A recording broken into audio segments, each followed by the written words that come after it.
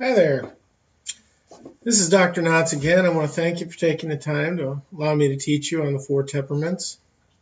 And today I want to take the time to teach you on the choleric. Now, if you caught our first lecture, I'll just touch upon it. Temperaments are those things which are set. It's like tempering steel. It becomes very hard and firm. The first aspect of the psyche is what the temper is founded of. It's the foundation of the psyche. So once a temper is set, only God can change it. It's set by the 6th year of life. It's created in the first 2 years. It's actuated in the foundation of the no conscious, the 6th layer of the no conscious part of the brain, called the brain box, in the upper 3/8 of the brain stem. It's actuated at the age of 3, which means it rises up into the 5th layer where the fight or flight is and goes into the 4th layer. At the 4th layer, where the belief and value system of the brain is developed, which is on the 2nd and 3rd tier of Maslow's hierarchy, you have what's called the developing characteristics. The characteristics are built upon the foundation of the temperament. The characteristics and traits that a person has arise out of the empirical foundation, the knowledge that are put together, and the experiences. So they're based upon the temperament, experiences, and knowledge. It's out of those that it goes through the 4th into the 3rd layer, the anterior aspect of the subconscious, into the subconscious around the age of 6. It's at that point, by the age of 7, at 6, it begins developing the personality. By the age of 7, the person's living in the frontal lobes or the active conscious. So you have the temperament, the characteristics and traits, the personality. The choleric is an interesting individual. It's the second of the two that are extroverts. You're going to find that the melancholy and the phlegmatic tend to be the two introverts, and we find polar opposites between the choleric and the melancholy. They'll all share similarities. No person, like I said before, unless they're programmed or conditioned to be, will be 100% of any. You'll have a primary, which means you'll be primarily a choleric, a sanguine, melancholy, or a phlegmatic. You'll have a secondary, which will be the second dominant or most dominant trait, temperament. Then you'll have a trilunary and sometimes a quaternary. We all share different aspects of all four. So how do we identify the choleric? The choleric is identified primarily as being strong-willed. They're somebody that when they've set their mind to something, they see it through. They have an incredibly determined spirit about them. They are called visionaries because they will think about things and then enact to make them done. I mean, builders of bridges are cholerics. People that work in positions to where they're over others. I mean, a perfect choleric would be somebody that works in engineering or in a chemicals factory. Why? Because one, they're not only visionary, but they're very independent. They do not need somebody else to tell them what to do. They are self-starters. They're very self-determined. They are very practical. They won't go out of their way to find an easier way to do it or to get things they don't need. They use what's necessary. So they're very good and skillful in being able to use the materials at hand. And this is why a shop foreman or somebody that runs the shop or is over the factory, it's good to be the choleric. I mean, they won't be the CEO. CEO is usually a melancholy, but they make a great person to run the factory or to run the business. They're very productive, highly productive. If, say they're doing piece rate and the piece rate is normally 400 an hour, they'll probably do 600 an hour.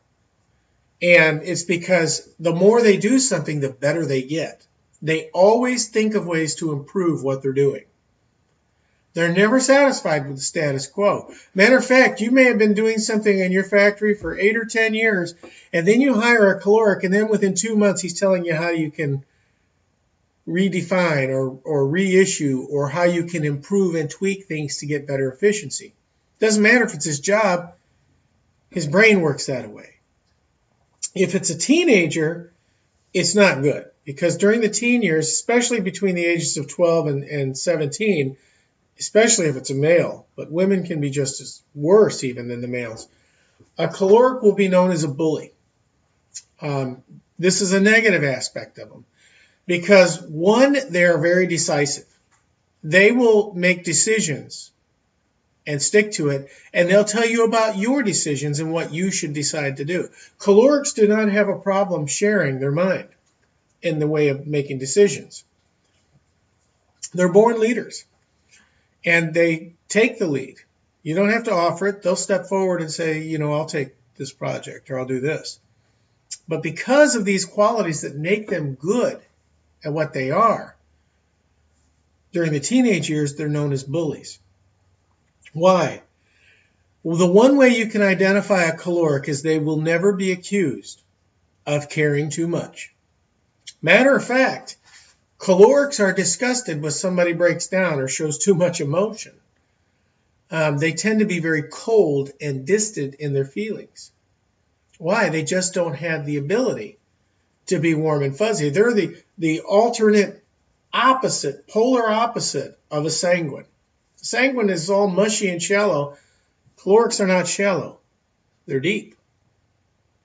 They take things at face value. They analyze them. They think them through. They're very introverted, but they're not an intense extrovert like the sanguine. In other words, they go out and they do things, and they're very practical. They become a part of their environment, but they're not stimulated by their environment. Okay? He will stimulate, or she will stimulate the environment when she goes into it. How? With ideas. Making plans. They don't just go on vacation. They plan out what they can do during that vacation. They're great to have for that kind of stuff. I mean, a sanguine will say, hey, let's just go this weekend to visit my mom in Nebraska or something. Well, if the choleric says, okay, honey, we can do that, or okay, husband, we can do that, they'll already be thinking ahead about where to stop for gas, how much money they're going to need for gas, how much money they'll need for food, whether they should pack their own food. I talked to a choleric this morning, and they were telling me how they were going to go to the zoo with the family, and because of the price of water and filling your own water bottles has been increased, that they would save so much if they started packing their own. And he's already devised ways that they can put backpacks on the kids and take their own food to lunch. I thought to myself, he's a pure-blooded choleric. Cholerics do not like aimless activity. They rarely read, if they read fiction, it's because they enjoy it and they get into it. But they usually will read nonfiction because they don't like to waste their activity with things that are not productive. They don't go out and walk around just to look at the leaves in Vermont. They want to have a goal set. I need to burn calories. I need to do this for my heart. So if they're going to go out on a leisure walk or bike ride with their spouse, they're thinking about how many calories they can burn. So they're not going to be riding along nicely with you. They're going to be flipping the gears and pedaling harder and making it into a workout. And so they're really not the kind of person you're going to want to hang around with if you're a teetotaler or somebody that likes to enjoy things like a melancholy. The good thing about a choleric is they make very sound decisions. They're very capable. They know how to choose right from wrong, what is best from what is not best. They can make those decisions almost instantaneously because their mind, it works like a computer in that way. Not only does it work like a computer in that way, but it's just the way they are. They cannot change themselves. This temperament has been bred into them because during their first 2 years, they had to systematically learn how to control their environment. Okay? And that's not a bad thing. It's just that it makes them into a very, shall we say, complex, detailed person. If you want to talk about the strengths and the weaknesses of a choleric, his weaknesses or hers are very similar to their strengths. For instance, they're cold and unemotional, which means they're not great for having around at a funeral or when you lose a limb or when something happens that's negative. They're also not great to have around when you're celebrating. I mean, they will plan out the party, what would be the best for it, but they're really not going to be putting life into it. They like to be self-sufficient. They do not like to take help. They do not like to ask for directions. They like to give them. They will help others, but it's just a matter of how they are. They're very impetuous. It's hard to detour a choleric once they've started down a path. They tend to dominate. If they were a dog, they would be the alpha dog. They would be making sure every other dog in the pen was in line. Ironically, I told you about Buster being a sanguine. I've got a tiny little dog named Daisy, she's a smoodle. She fit in your hand, and she's an old dog now, but she is a 100% choleric. She dominates. If Buster gets in my lap, she will do everything in the world to get in my lap and growl and snarl and attack him. He doesn't even know she's attacking because she can't hurt him. But if she was 40 pounds heavier, she'd be dangerous. Luckily for us, she's maybe a pound. She's very determined. She's very domineering. Cholerics struggle with Christianity. Not in becoming a Christian because it makes logic. They're very logically geared. They struggle with forgiveness. When you hurt a choleric or insult them or do something that they take in an aggressive, even if it's in a stupid manner, they're very unforgiving. They will hold on to things. They'll remember things. I mean, you can bring up, say, hey, do you remember Aunt so-and-so? Yeah, I do. I don't want to visit her. Why? Because when I was 8 years old, she scolded me, and I didn't deserve it. You know, it's stupid things like that. They will hold on to things, and they will not stew about them, but they will not only hold on to them, sometimes they will engineer within their mind ways of getting revenge if they're evil. This is where the 4 laws of chaos to order come in, from chaos all the way over to order. We'll talk about that later. Cholerics can get very angry, and they can be very cruel. Years ago, I did marriage counseling, and the man was a choleric. He's also a sociopath, I believe, maybe psychopath. And he would think of very cruel ways, mind game ways, to hurt his spouse. And I called him on it. And then behind the scenes, he threatened me and told me what could happen to me. And, whoop-de-doo-dah-day. The way I take it is win, lose, or draw, bring it on, because I'm going to stand for righteousness. I love the Lord God, and I'm not ashamed to say it. And if somebody's an abuser of women or children, I'm not afraid to put my foot in the way and stop them. All real men of God will do that. So, this brings us to the very negative aspect of what a choleric is. A choleric is somebody that can be extremely hostile. Primarily, sociopaths and psychopaths have choleric temperaments. What separates the choleric, psychopath, sociopath from a normal choleric is a normal choleric learns how to control their anger. They learn how to vent it and be what we call cathartic, to not store it down here, but to release it.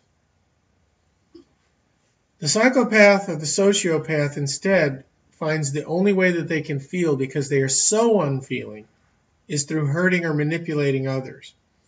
You see, the choleric is somebody who is very much out of touch with their feelings and emotions. And as a result of that, they only really feel when they're doing something that is positive, or that is positive in their opinion, productive. They will look at life as whether it's productive or not. That can be a good thing or a bad thing. If it's taken to the mean end, it's a very bad thing. They have to learn to control their anger, because it can erupt. And when it erupts, it can become violent. Violence is always a possibility with a choleric. They have a very strong will that has to be brought into control. When James Dobson wrote The Strong-Willed Child, I read it over 20-something years ago. What he didn't realize is he was writing about the choleric temperament within the child. And it has to be trimmed. It has to be controlled. The Bible teaches about disciplining a child, about spanking them. I'm not talking about beating your child or using a cord or a whip on them. I'm talking about spanking a child. Spanking a child is good. It puts borders into their mind. They learn what's right and acceptable from what is wrong and unacceptable. You got to do that with a choleric. If you don't do that with a choleric, they will become devious. And an undisciplined choleric will become sociopathic. Cholerics will develop in their childhood habits that can be very bad if not tempered. You have to teach a choleric child how to become disciplined. And by that I mean what the limits and boundaries are in communicating with others, what is expected of them, how they need to share. Not say, you know what, if they wanted that, they could have went out and mowed a lawn like me and got it for themselves. You have to teach them to share. You have to teach them to be kind. It will not come natural. And that's unfortunate. They will learn early in childhood that they can control people by making them afraid. They will use their anger, their domineering personality, their ability to learn things quickly and use it against others as a way of controlling. So if it's not tempered by the parents, they will become angry and controlling. They will want their way. If they don't get their way, they'll result to strength, temper, anger. The choleric mentality, because one of the strongest emotions that we feel is pain. The choleric, because they're severed from their feelings and emotions, will be one of those people that will take joy in causing pain to others unless God intervenes and unless they're trained to be good. This is why parents need to train up that child in the way he should go so that he will learn to serve the Lord, or vice versa, female. A domineering, controlling husband or wife is usually a choleric. They control through threats, intimidation, through fear. If you work with in the social network, if you work within programs or state-run facilities, Department of Social Services, I've got 3 masters, a doctorate, and 19 certifications. 4 or 5 of my certifications are dealing with abuse, domestic violence, survivors, victims, that kind of stuff.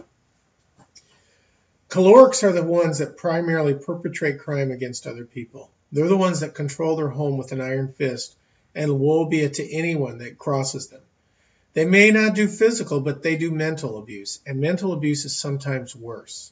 I worked last month with an individual that was heavily scarred and disassociated from being locked into a closet, sometimes for days. The amount of abuse and torment that they're capable of is incredible. They have the ability to not just hurt people, but to be cruel in the way that they do it. So, one of the identifying marks of a choleric is they can be sarcastic. I did not say sardonic. Sardonic would be a phlegmatic. But sarcasm is one of the things that will really identify a choleric. They will have that biting wit to where you don't know if they're serious or not. They'll act almost like they're kidding, but they're actually trying to hurt your feelings or snip or take away from a good moment. So, a choleric, it's not to build themselves up, but they just don't like to have an ego that's above theirs in the room. So they will try to chop bits off of another person's ego. Their tongue is their most vicious weapon, and unfortunately, they know how to use it well. They learn when they're young. Because they are emotionally rigid, they will not be very affectionate to their spouse. To them, just kissing their spouse is going out on a limb to being affectionate. They will not like to hold hands in public. They will not like to show affection in public. They will be distasted by those that do. They will be disgusted by those that make out in public. Their natural determination is their most powerful asset. They're self-starters, they're self-initiators, they're self-workers. They have a very strong intuition. Whereas empathy is the strongest point of a sanguine, intuitiveness is the strongest point of a choleric. And I believe a choleric is built because they have to be on their toes in their childhood. They're raised in a household that is rigid, that is uncaring, and they have to learn how to manipulate their environment in order to not only survive, but often to thrive. So, they will have an ability that is coupled with their intuition to be very crafty at manipulating people to get what they want. They will rarely take no for an answer. If they want something, they will find a way to get it. It's not beyond them to juggle figures, to bend the truth, to cheat the IRS. They will do what it takes to indulge their own personal desires. So, unless they come to salvation, the choleric is a hard-hearted individual. But I've seen when the Holy Spirit comes into cholerics that they can become the kindest, most giving, most warm, most affectionate of people. So God has the ability to take that and change that hard heart. Cholerics are made primarily by very stoic or controlled childhoods, primarily early childhoods, the first 2 and 3 years before the age of 4. So I hope this helps you to understand the second of the 4 temperaments. We've covered sanguine now, choleric. In the next lecture, I will tell you all about the melancholy. This is Dr. Knotts. I pray the Lord blesses you in your endeavors to serve him. If you have any questions, please write them down. If I see them, I'm not good with computers, I'll answer them.